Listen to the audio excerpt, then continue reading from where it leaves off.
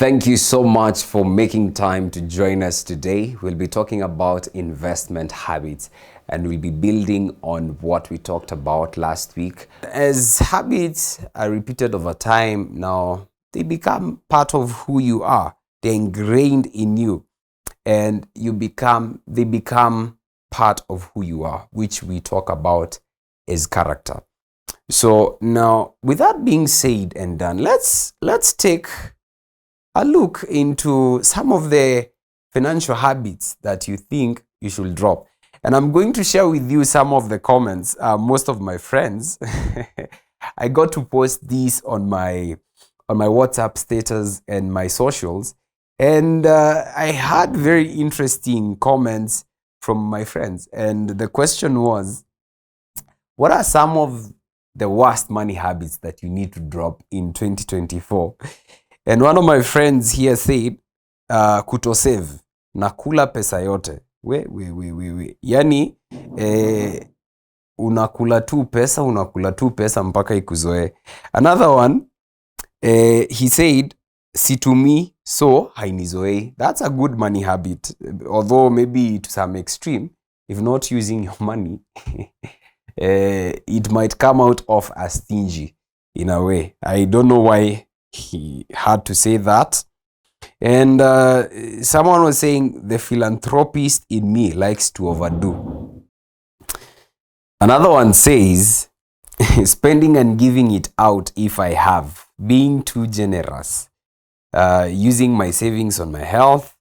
Another one says, this is my friend, he likes spending a lot of time eating viazi karai. So he says there's a restaurant we visit. It's called Viazi Zabara. The restaurant is called Bara. So he really is a spender. He goes there all the time, almost every day. So he says Viazi Zabara.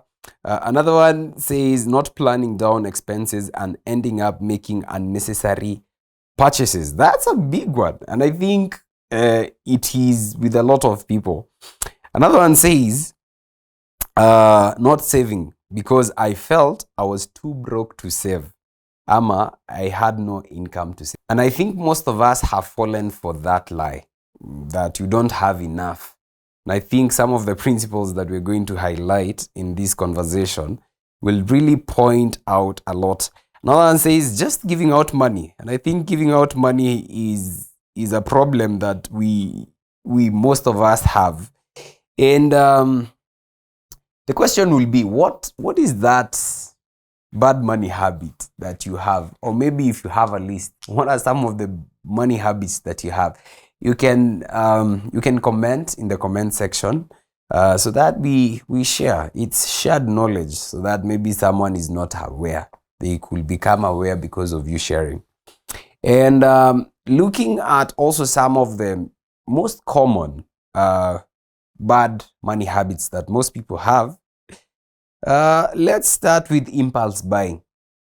I think, if not all, most of us have been there where you're like all the time, you didn't need anything, but once you're in town or maybe you're just passing, you get into a supermarket, you're like, you begin to see needs. You identify things that you needed, but literally you don't need them.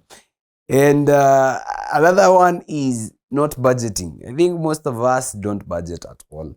We find ourselves just twende kaende kakienda, like we just go. We're like good vibes and inshallah when it comes to money. There's another one which is quite common with most people, living beyond your means. This is a big one. If you're finding this relating to you, just make sure that you comment these habits there that you need to drop off. Because either way, if you are supposed to get to financial independence, there are some habits that we need to drop them. Drop them like they're hot. There's another one which is not investing. Like you just save your money and then at the end of the month, that money saves you. Or when things become really hard, that is the money that saves you. So not investing is actually a bad habit that most people have. Ignoring debt. And most of the time, debt, especially here in Kenya, the financial institutions really charge a high interest rate. Like, it's crazy. It's crazy. And it's funny with the mobile apps that offer loans. You'll find that they're telling you the interest rate is 8%, but then there's this facilitation fee that it's crazy amounts. I don't know what it's supposed to mean. You find that the interest rate is 100 bob, but the facilitation fee, if you're borrowing 1,000 bob, is 400. And you're like, what do you mean? Like, you borrow 1,000 bob and then you repay, they give you 500 and you're supposed to repay 1,000 bob. So there's that, and the interest is charged on a monthly basis. No, I think on a daily basis, yes. On a daily basis. So you find the interest rates are crazy. So as you ignore the debt, every time you're being called left, right, and center. There's also not negotiating bills. Like, you're told this is what it's going to cost you, and you're like, okay, sawa, that's okay. And at the end of the day, you'll find that when you're looking at the amount of money, because financial independence has a lot to do with living below your means. Like, you can afford truly, but because I want to increase the amount of money that I'm putting towards investment or towards accumulation of assets that are able to generate me passive cash flows, the leaner you go, the more you're able to save. And so not being able to negotiate bills leaves little for you to actually invest. And there's another one, which is not being able to set long-term financial goals, which happens all the time. You can't see beyond here. And please make sure that you watch that video, because it's going to open your eyes.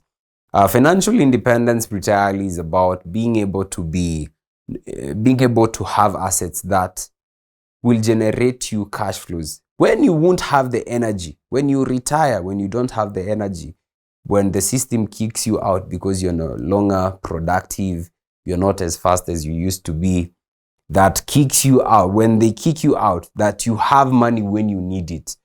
And I think lastly, there is comparing lifestyle with other people. Wait. Kwanzaa, this is where we all fall. There's something called consumerism. And it has its helm in looking at other people, comparing your lifestyle. And in one of the webinars last year, I think we were talking about some of the Christmas mistakes that we make is when you go, especially on holidays, and your child comes there, they don't have a toy even, and the other, your sisters or some relative, they have a toy that transform and all that, and then your child tries to borrow, and then I don't know what happens, and you begin to feel bad about it. And so you decide, by the way, my child is never going to feel that way again. And so you end up doing things that you don't need to do. And these are bad money habits. And I remember there's a definition that maybe throughout this year, we will talk about it in a number of ways. And it's called affluenza. And so affluenza is the biases and, the behaviors that you have, either good or bad, when it comes to your relationship with money. The addictions that you have, there are, those habits that when you are around money or when you don't have money, there's a way you behave.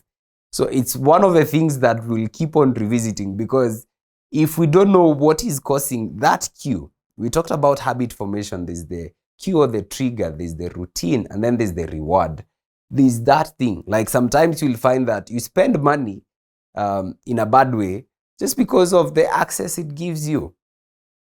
Like whatever, when you decide, I walk into a supermarket, and when I'm paying with my black card, credit or debit card, people respect you. When you shop with a big trolley, people are going to respect you.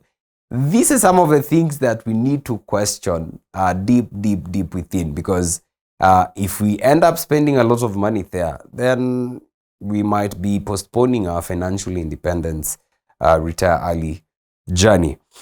And so having talked about that, and these are habits we need to break. But before we talk about how you can have a cure for all, like if you're doing a lot of impulse buying, 7 Habits talks about using principles to guide you in the right direction. And it talks of principles as lighthouses, that we can only bend ourselves against the law. We can't bend the laws for ourselves. And one of the interesting things is life is based off principles. And the sooner you align yourself with these principles, the sooner they will begin to work for you. So if you understand some of the principles, especially on financial independence, they are going to really help you break some of the bad money habits that you have, so that you're able to even invest more.